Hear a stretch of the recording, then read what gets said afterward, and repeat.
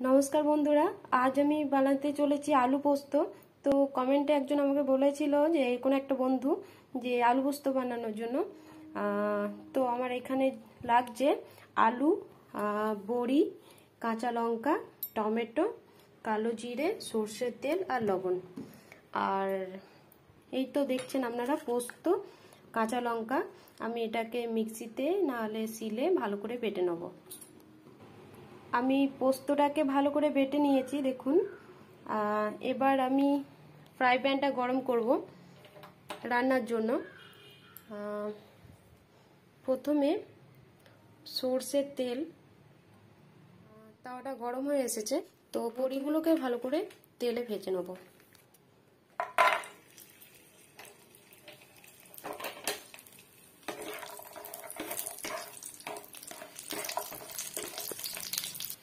দেখুন বড়িগুলো আমার ভাজা হয়ে গেছে, এবার এটাকে আমি উঠিয়ে নেব।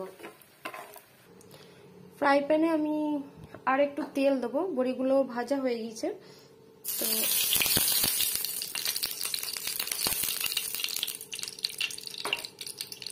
তেল দিয়েছি, আমি ফোড়নের জন্য দেবো কালো জিরে,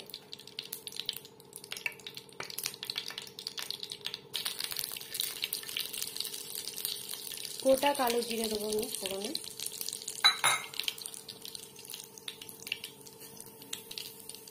এবার এর মধ্যে দেবো চেরা কাঁচা লঙ্কা, কারণ কাঁচা লঙ্কা দিলে টেস্টটা খুব ভালো হয়।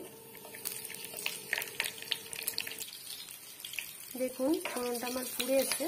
এবার এর মধ্যে আমি আলু আর টমেটোটা দেবো। দেওয়ার পর এটাকে একটু নাড়াচাড়া করবো।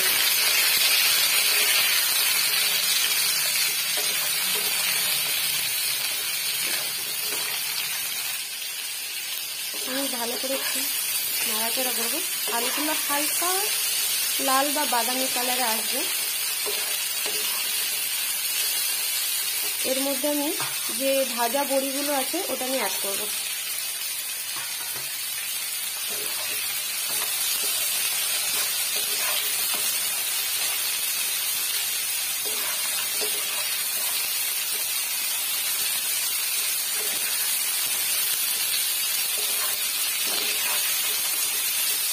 একটু টাইম ধরে এটাকে নাড়াচাড়া করতে হবে।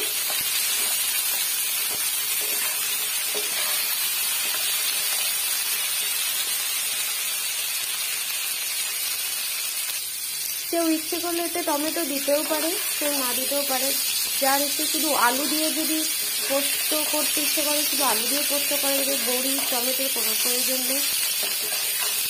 আমি এখানে টমেটো বড়ি দিয়েছি এই জন্য যে টেস্ট আর একটু ভালো হবে।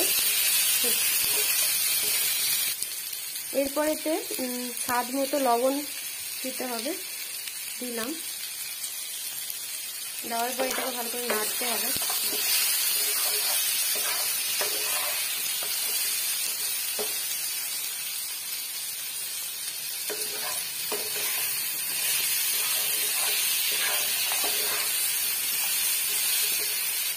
পোস্ততে অনেকজন হলুদ দেয়, অনেকে হলুদ দেয় না, কারণ আমিও হলুদ দিচ্ছি না। পোস্ততে হলুদ দিতে না দিলে টেস্টটা, পোস্তর যে টেস্টটা সেটা এতটা পাওয়া যায় না। তো আমার এটা কষা হয়ে গেছে মোটামুটি দেখুন। এরপর আমি জল দেবো, জল দিয়ে এটাকে ঢাকা দিয়ে দেবো।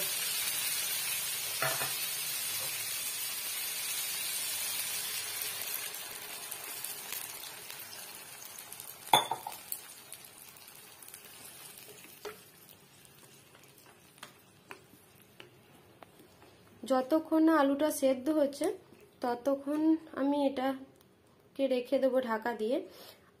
আলু সেদ্ধ হওয়ার পর পোস্তটা দিয়ে আমি নামাবো। দেখতে থাকুন, আলুটা সিদ্ধ হোক। দেখুন আমার আলুগুলো সেদ্ধ হয়ে গেছে, ঢাকাটা আমি খুলে দিয়েছি। তো হাতায় করে আলুগুলো একটু মেরে নেবো। তারপর এর উপর আমি গ্যাসটা বন্ধ করে আমি পোস্তটা দেবো, কারণ গ্যাসটা অন করে আমি যদি পোস্তটা দিই তাহলে পোস্তটা ফেটে যাবে। ওই জন্য আমি গ্যাসটা বন্ধ করার পর পোস্তটা অ্যাড করব।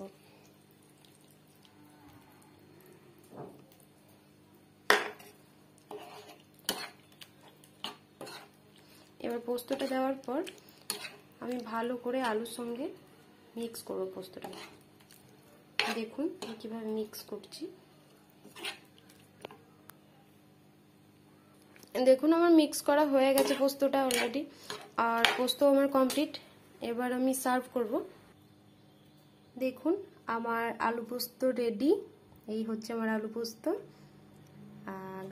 গার্নিশিংয়ের জন্য আমি কাঁচা লঙ্কা উপর থেকে দিয়েছি। আমার আলু পোস্ত কমপ্লিট। আপনারা একবার ট্রাই করুন, গরম ভাতের সঙ্গে খুব সুন্দর লাগবে। প্লিজ আমার ভিডিওটাকে একটা লাইক করে দিন। থ্যাংক ইউ, ধন্যবাদ।